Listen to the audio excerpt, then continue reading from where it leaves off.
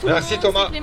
Bonjour à toutes et à tous. Je suis à un Je parle ici au nom rassemblement du contre le collectif Mercosur, Stop juste C'est un à Mercosur, côté qui de est la l'Assemblée plateforme française de nationale. mobilisation On est là contre pour les accords de toutes les libre-échange raisons. depuis Laissez maintenant ce traité de une bonne libre-échange. quinzaine d'années. Il va détruire On est l'agriculture mobilisé contre française. ces Il va accords pas détruire par encore un hasard, peu mais plus simplement parce qu'on les observe les conditions de vie et conséquences de ces accords de libre-échange sur notre vie de tous les jours, sur la réalité pas faire des face à activités cette économiques, sur la concurrence. réalité On du parle monde notamment industriel, sur la d'importation de réalité viande bovine des dans activités des dimensions économiques, absolument agricoles, de services et autres, exponentielles. ici en Europe, On va dans mais le même aussi temps hors importer de toute l'Union la européenne. déforestation Les qui a politiques lieu de en libre-échange, Amérique du Sud ce n'est pas permettent simplement cette l'importation de exploitation produits intensive qui du vont venir bovin. concurrencer.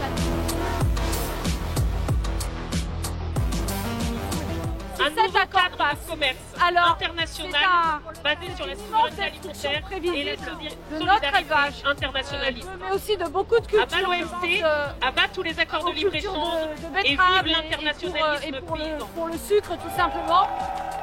Voilà, donc aujourd'hui, il faut savoir que la position du président de la République, on reviendra, elle est complètement contradictoire du Mercosur, là c'est une urgence, avec c'est la la dernière ligne position droite, il va de falloir tout donner maintenant. l'immense majorité de la Et en fait, il y a plein population, d'autres accords de la libre-échange. totalité des syndicats Et agricoles, franchement, là on mais l'a aussi vu avec l'accord la quasi-totalité des députés de l'Assemblée nationale. On a aujourd'hui un président de la République qui est prêt à s'agenouiller devant la présidente de la Commission européenne, Madame von der Leyen, s'agenouiller devant la Commission européenne et le dogmatisme néolibéral. C'est notre alimentation qui est en jeu. C'est pourquoi d'ailleurs ça me fait très plaisir qu'il y ait beaucoup de jeunes. l'accord UE-Maroc, C'est l'alimentation qui ne respecte pas le droit international de nos enfants. et qui favorise la colonisation du à Sahara la cantine occidental et de la du Palestine. bœuf importé, Du coup, pour nous, certainement traité avec des hormones de croissance importées du Brésil ou d'Argentine. Et on en reviendra Et ça tout sera à même l'heure, pas on y étiqueté, reviendra ils ne sauront même pour pas décrire en où quoi est-ce qu'ils tous ces pourront accords manger de du bœuf de libre-échange, qualité qui pourquoi le livre des libre-échange, agriculteurs il est ici. contre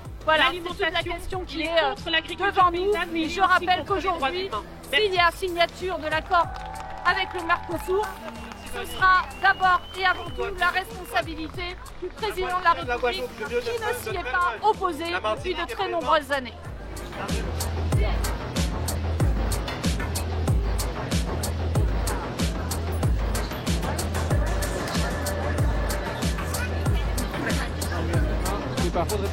L'accord de libre-échange entre l'Union européenne et le Mercosur, c'est le pire accord jamais signé par l'Union européenne.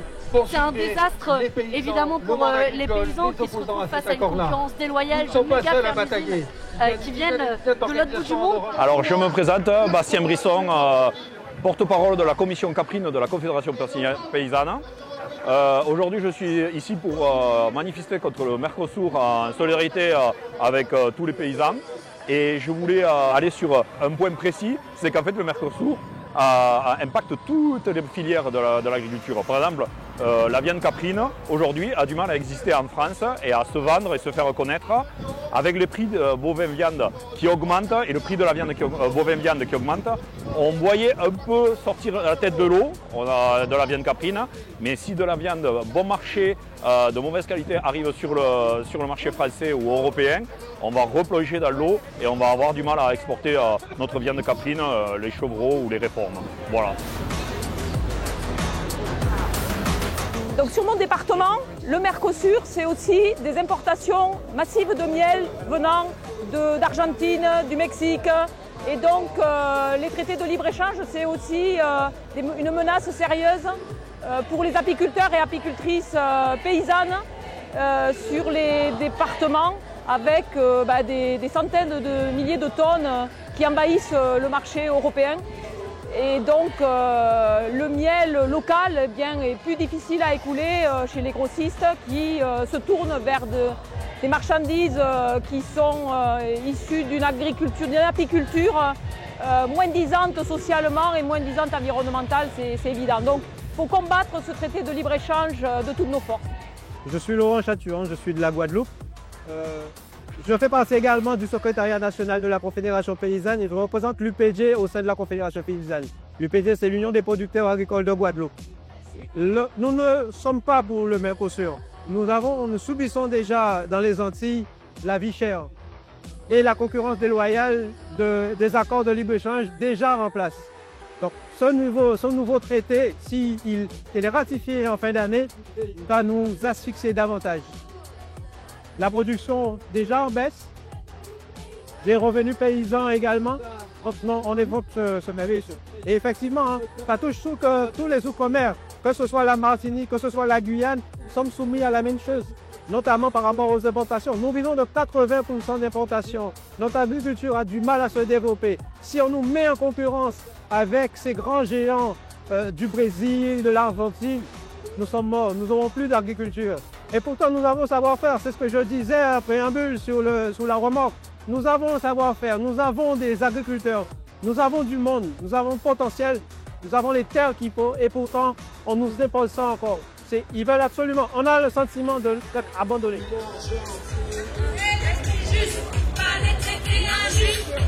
C'est un désastre aussi d'un point de vue de la santé parce que vous avez par exemple un tiers des pesticides qui sont autorisés au Brésil, qui sont interdits dans l'Union européenne. Ici, il n'y aura aucune procédure de contrôle possible de ce qui sera importé, puisqu'on ne peut pas démontrer au-delà de quelques mois qu'il y a eu de l'hormone dans de la viande. C'est juste prendre cet exemple-là.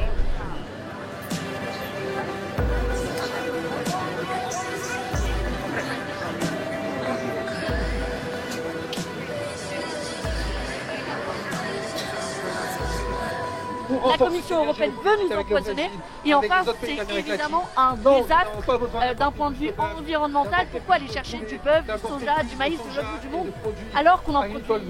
Ça empêche complètement la mise en place de mesures ambitieuses pour une transition écologique qui soit forte, pour une rupture même écologique qui soit forte. Et pour la mise en place d'un système agroécologique, c'est pas possible de faire ça si en parallèle on peut apporter de pays sur lesquels on n'a pas la main des politiques agricoles, on peut rien faire. Et donc une fois que ces accords ils sont signés, c'est trop tard et c'est la merde quoi. On peut pas se permettre ça, autant pour nous ici que pour l'économie locale des pays avec lesquels on signe ces accords, pour lesquels le déséquilibre il va se faire ailleurs. Parce que là-bas les conditions de travail et de production ne sont pas les mêmes qu'en France. Nous heureusement en France on a à peu près un droit du travail qui fait en sorte que nos salariés soient payés dans des façons décentes, qu'ils travaillent correctement. C'est pas le cas des pays là-bas malheureusement. Par ailleurs, le foncier coûte beaucoup moins cher là-bas parce que vous savez que par exemple au Brésil, pour avoir des terres agricoles, qu'est-ce qu'on fait? On déforeste de l'Amazonie, ça ne coûte pas grand-chose, c'est une catastrophe écologique, ça ne coûte pas grand-chose, alors qu'ici on a des agriculteurs qui payent beaucoup plus cher la terre et donc l'accès au foncier. Donc voilà, il serait mis en concurrence.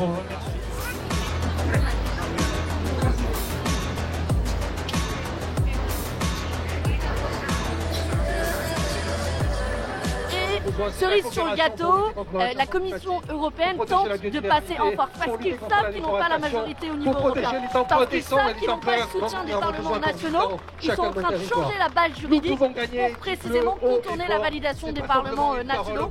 C'est un coup de force antidémocratique et c'est une des raisons pour lesquelles on a déposé la semaine dernière une motion de censure pour faire tomber la Commission d'Ursula von der Leyen, pour faire tomber cet accord de libre-échange avec le Mercosur parce que notre groupe de la gauche est le seul groupe au Parlement européen qui n'a jamais donné aucune voix aux accords de libre-échange. Et malheureusement, ceux qu'on entend parfois sur les plateaux de télé se dire qu'ils sont opposés aux accords de libre-échange, et notamment celui du Mercosur. Vous pensez par exemple à, je sais pas, Raphaël Glucksmann. Eh bien, vous ne serez pas surpris d'apprendre que ni Raphaël Glucksmann ni son groupe socialiste n'a voté en faveur de cette motion de censure. Et donc, quelque part, ils renforcent politiquement la Commission européenne avec cet accord de libre-échange, mais aussi tous ceux qui vont venir derrière. Alors contre les fossoyeurs, ceux qui parlent mais qui n'agissent pas, heureusement on a des députés de combat à la fois à l'Assemblée nationale en France et au Parlement européen pour faire tomber cette Commission européenne. Le combat continue. Solidarité avec les paysannes du monde entier.